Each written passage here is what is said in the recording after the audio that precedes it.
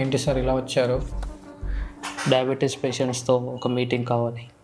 ఈ డయాబెటీస్కి ఒక సొల్యూషన్ కావాలి. మనుషులంతా హెల్తీగా ఉండాలి. గ్లూకోజ్ గారు, మీకు సెల్ తెలుసు, అది మేము ఎనర్జీ కోసం వాడతాము. అదే వాళ్ళు నింపుకోవడానికి వాడతారు. ఎందుకంటే అది ఎలా వాడుకోవాలో మాకు తెలుసు కాబట్టి.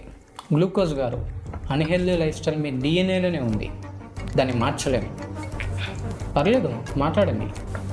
చెప్పురా హార్ట్. సరిగ్గా కూసా లేకపోతే సంపేస్తా.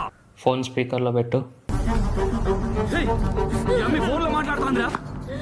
తమ్మి, మీరెవరో నాకు తెలీదు, కానీ ఈరోజు మీరు తిని హాయిగా ఉండొచ్చు అనుకుంటున్నారేమో, కానీ రేపు నాది.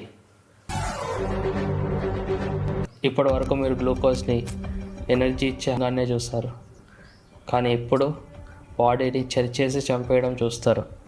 ఈ క్షణం నుంచి ఎవరికి హార్ట్ అటాక్ వచ్చిపోయినా, ఎవరికి స్ట్రోక్ వచ్చిపోయినా అది ఈ గ్లూకోజ్ గాడి.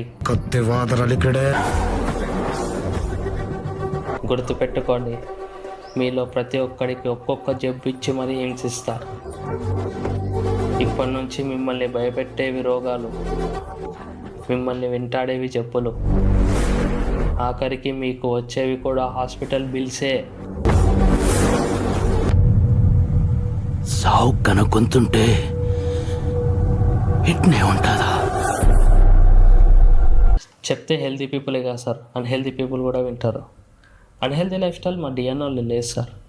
ఒక కంఫర్టబుల్ లైఫ్ కోసం చూస్తూ అలవాటు పడిపోయిన ఒక హ్యాబిట్ సార్. 3 నెలలు కన్సిస్టెంట్గా వర్కౌట్ చేస్తూ హెల్తీగా తింటే దాని నుంచి వచ్చే లాభాలు ఎన్నో ఉన్నాయి.